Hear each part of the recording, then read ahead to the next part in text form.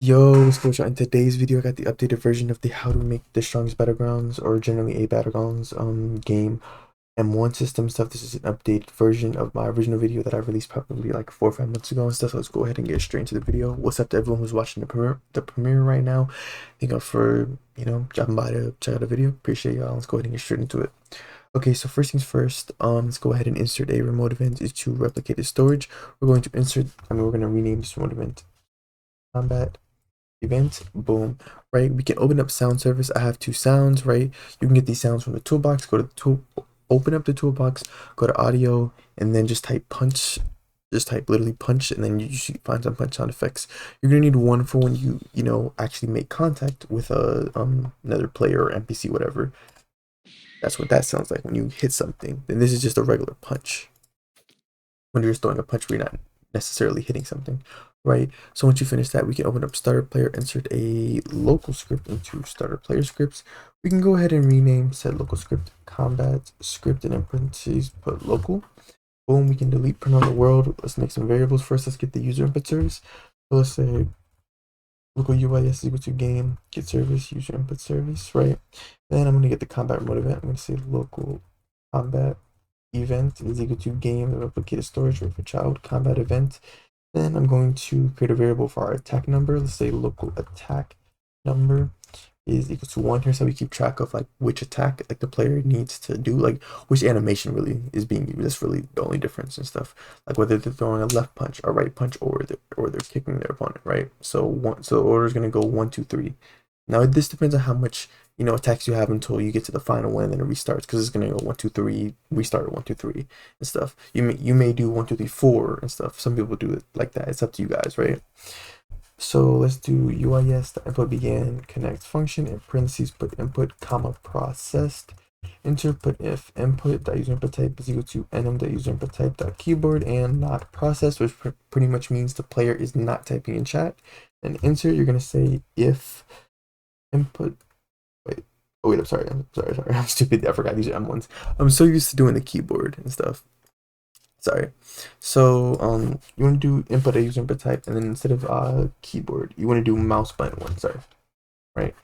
But keep the process and everything. Then we're gonna set up a statement. We're gonna say if attack number is equal to 1, which means we're doing the left punch first, or whatever you're doing, whatever one you want to do. I guess you could say. I'm gonna do attack number plus equal 1, and then we're gonna fire the remote event. So combat event fire server in quotation marks. I'm going to put M1, right? Because we're gonna use the same event, like use one event for all the different attacks, all the different versions of the M1, and then we're just gonna send over which animation we need to use. So left punch, right? Then I'm gonna say else if attack number is equal to 2, then we can just copy and paste. Control C, Control C, Control V. Boom, rename this to right punch, or not rename, but like just retype it, right? And then we are going to copy and paste this, Control C, Control V. This time you're going to change this, of course, to 3. You want to delete the plus sign because you just want to set it back to 1. And then for this, it is going to be kick, right? Then we're done, just like that, we're done with the local script. We can then go ahead and insert a server script into the server script service.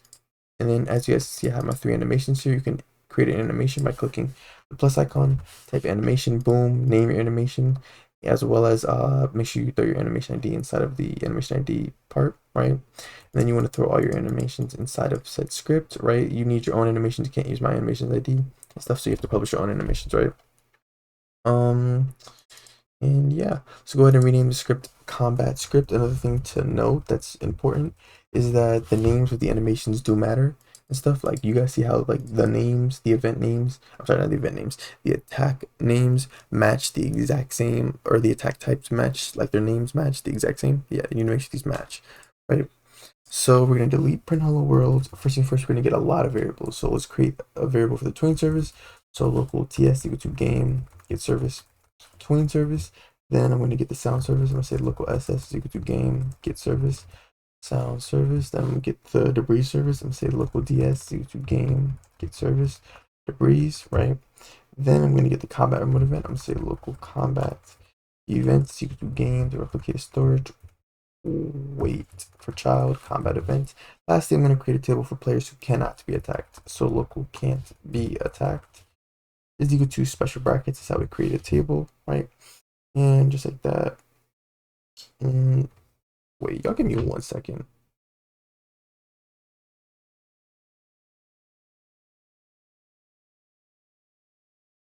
Sorry guys, I just had to send a text real quick. Anyway, so we're gonna say we're then going to create a function for when a player joins the game, so we can give them a hitbox. If you watched my integrating hip or not integrating, but more so just using hitboxes for combat hitbox, whatever you call it.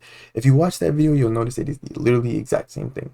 So if you already did have that script somewhere, you could just copy and paste it. But anyway, I'm gonna say game.players.player added connect function in parentheses put PLR short for player, right, and then enter. Then you're gonna say player.character added. So every time the player's character, this is when the character, when the player first joins the game, as well as every time they die and respawn. So we're gonna say connect function in parentheses. You're gonna put character, boom, enter. Right. Then we're gonna create the hitbox. We're gonna say local hitbox. If you want to watch the video to like where I go fully in depth about, I explain how the hitbox work and all that, I have a video for that. Go check that video out. I'm just simply we're creating the hitbox. I'm not really doing much explaining. I'm gonna say is equal to instance.new, then parts, right? I'm going to parent this part to the character's humanoid root part, right? So the only change I made to the hitbox was I made it a little bigger. I did make the size a little bigger and stuff because I did realize that when a player like actually throws a punch and stuff, like the hitbox wasn't big enough to like cover the area, right? So with that being said, let's go ahead and create the weld constraint so we can weld it to our players. So weld constraint is equal to instance.new weld constraint. You guys can go ahead and parent this to the hitbox, right? Then I'm going to say weld constraint part 0 is equal to hitbox. Weld constraint part 1 is equal to the character's humanoid root part. Boom. There you can set the hitbox properties. We're going to say hitbox.name is equal to in quotation marks hitbox, of course, right? Oh, did not mean to do two equal signs, just needed one, right? Then I'm gonna say hitbox.anchored is equal to true. Oh, sorry, not true, sorry, false. And then you want to say hitbox.masslist is equal to true. So it moves around with no issues. Then of course hitbox.canCollide we want to be false, right? And then we want the transparency set to 1. We don't want players to be able to obviously see it. Now, if you want to test the hitboxes to see, and you want to see it while testing, then obviously set it to 0.5. But obviously in a real game, you want it set to 1. You don't want them visible. Then I changed the hitbox size. So hitbox size is equal to vector3.new. I changed it from I think it was like 2.5. So 5, we keep 5 and 6. But instead of, I think like 2.5, I changed it to 5.5, right? Then I'm gonna say hitbox.color is equal to color3.new. I just made mine red, but in all honesty, it doesn't really matter. Like the color is literally just for testing purposes and stuff, so it doesn't really matter. Then I'm gonna say hitbox.cframe is equal to character. Wait.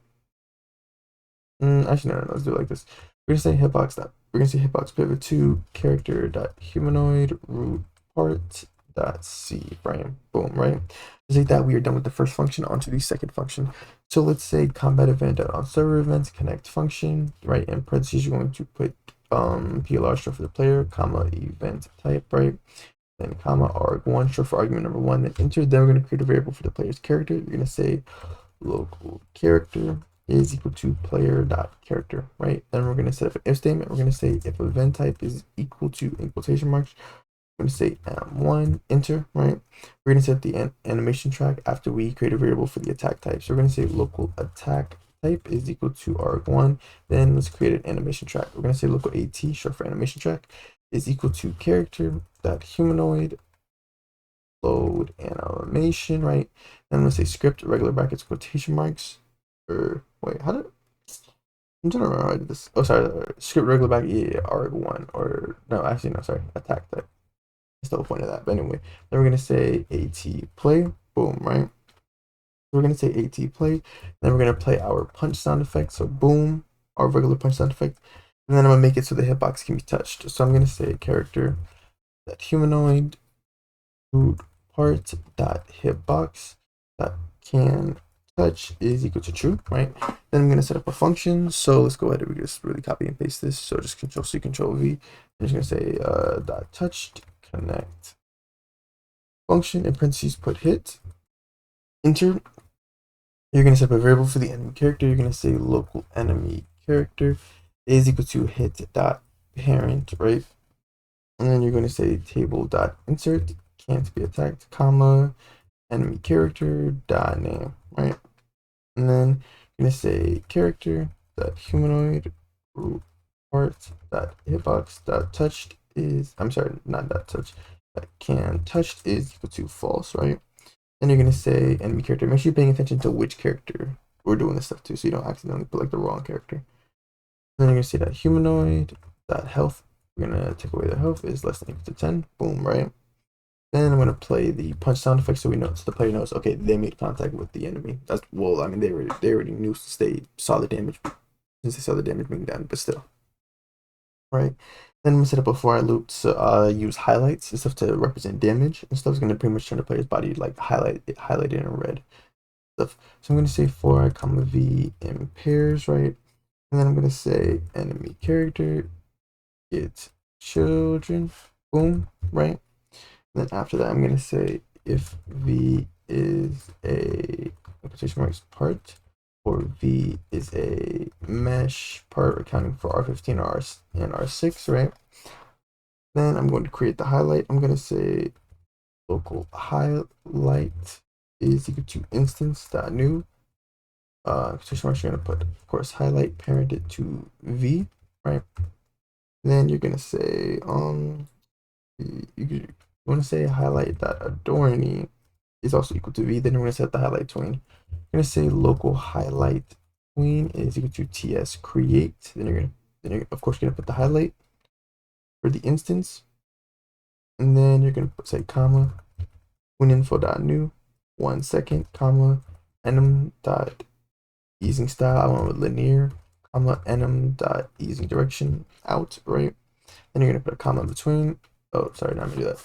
And you're gonna put a comma in between special brackets to create a table, and then we're going to set some properties. We're gonna say the fill color equal to color3.new, and then of course we are going to set it to red. So red, right? And then we're gonna put a comma. Then we're gonna set the fill transparency as well. So fill transparency is equal to 0.5. You guys can customize this to whatever way you want. Then I'm set the outline color. So outline, no, I think it was just outline color3.new. This is just going to be a basic white. So yeah, boom, right? Then enter, and then we're of course going to play the tween, right? Just like that. And then we can really copy and paste this. So you can really just Control C, boom, right? Then you're gonna go after, put a space in between them, say that task that way. I went with 0.2 seconds, right? Paste it, so Control V. Once you've done that, we are going to do this just a little differently. So this time you're gonna say, you can really delete that part. Now, this time highlight is going to be v.highlight, since it's already created. We're just referencing it, right? And then you're gonna keep this, it's 1 linear.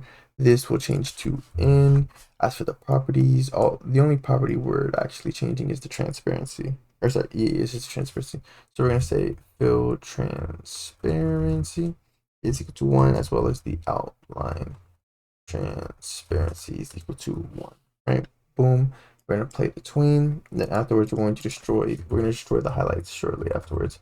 So ds add item, and then we're gonna say highlight comma 1, right? Boom. And then guys, we are almost done.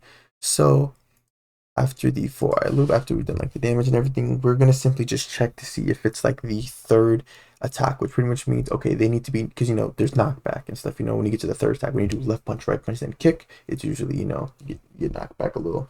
So we're gonna say if attack type is equal to quotation marks kick, because that's our third attack, right? And then we're going to create some knockback. We're going to say local attachment is equal to instance.new attachment, or that is not attachment. Then we're going to parent it to the enemy characters, humanoid root part character, humanoid root part. Boom. Then we're going to create a linear velocity. Local linear velocity is equal to instance.new quotation marks put linear velocity. Boom. You want to parent this to the attachment. You're going to want to say linear velocity dot max force equal to 5 nines. Boom. Right. Then you're going to say linear velocity dot vector velocity is equal to, in quotation marks, you want to put character dot humanoid root part dot position minus enemy character dot humanoid root part dot position. Boom. Then on the outside, you're going to say dot magnitude, right? And then I'm sorry, not that magnitude. I'm sorry, I've been doing too much duration calculations. But anyway, I'm gonna say that unit times vector 3 dot new 0 comma 0, and then at the end you're gonna put -40. You can adjust that number if you want. That'll you can knock back even more. Then we're gonna say linear velocity dot attachment 0 is equal to attachment. Put a space in between. And then afterwards, we are going to handle the ragdoll because this is knockback plus ragdoll. Now, if you don't care for ragdoll, you don't have to do this. But anyway, I'm gonna say enemy character dot humanoid root part. Let's see. Dot anchored is just a double check. So, spell. Did I? Am I illiterate? Like what? Wait, hold on. Anchored. Okay, my fault. Anchored is equal to it's false. Yeah. Sorry guys, I'm a little illiterate. Anyway, I'm gonna say enemy character dot humanoid parts, right? Dot C frame is we're gonna say times equal to C frame dot angles, right? We're gonna say math dot rad 180 rad is short for radians, comma 0, comma 0. All right, then I'm gonna add it to the debris service. So debris service add item attachment 0 homework. We don't want the player just to go flinging across the entire map. Then we're gonna skip a line after the end. We're gonna wait 0.1 seconds, right? And then we're going to remove their name from the table stuff. So we're gonna say table dot remove. Oh, sorry, table dot remove can't be attacked, comma, and table dot find can't be attacked. Enemy character dot name. Boom, right, and then we're just gonna copy this. So let me double check. Okay, I'm good. So we're gonna just copy this, right? So let's go after here. Then I'm gonna say task dot wait 1 second. This is just simply if like a player tries to attack and like if they just use the attack but they don't actually make contact, we need to double check. So we're gonna say if character dot humanoid root part dot hitbox dot can touch is still equal to true. Then of course we're just gonna do the opposite.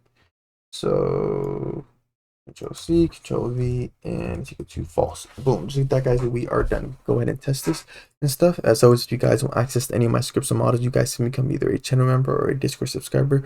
Link to either one of those options can be found in the description. Definitely recommend you guys, copy subscription or whatnot. But anyway, let's go ahead and test. Okay, and I just remembered I don't have an NPC to test it on. Let's go ahead and get an NPC. Let's click avatar, rig builder, block avatar, and boom, so that down there. Now let's go ahead and get to testing. Okay.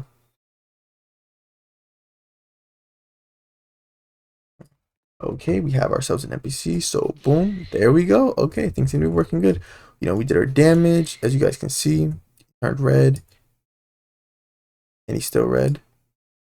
For some odd reason, he is still red. I'm not totally sure.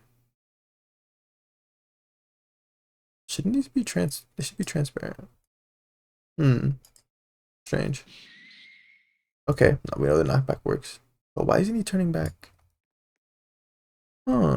Strange, very strange, very strange. But this worked. The only issue is that for some reason this didn't work. And I found member for experience. Oh my god.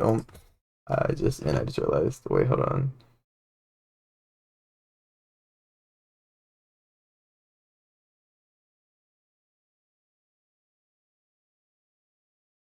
No, I just peeped. Okay. So I completely forgot an if statement. How could I forget like the literal it's literally essential. I literally forgot an if statement right here. Of course, check to make sure one they're you're hitting an NPC and they're and then they can't be attacked. Oh my, I completely forgot. Okay, so we're gonna do if hit. So we're gonna do this right. We're gonna say if hit that parent find first child. We're gonna add this right. We're gonna put humanoid and a second thing. You're gonna say and hit that parent. Of course, that name is nil equal to player name, so we're not attacking ourselves. Lastly, not table that find can't be attacked. Hit that parent.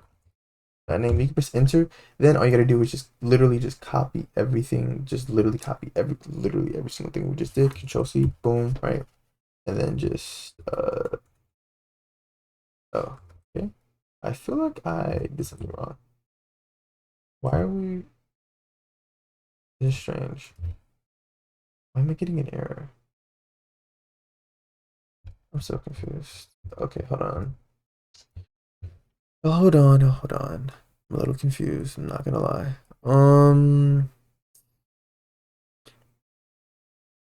Okay. So if we delete that, okay. Oh, oh wait, okay. I don't think. Yeah, never. Okay. I don't think I have to delete that. Let me just try and just replace all of this. Just should I throw all that in there?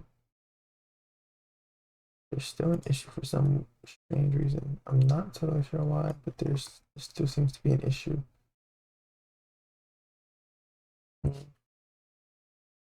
No, so that's not an issue. Is it too many ends or? Oh, they just fixed an issue.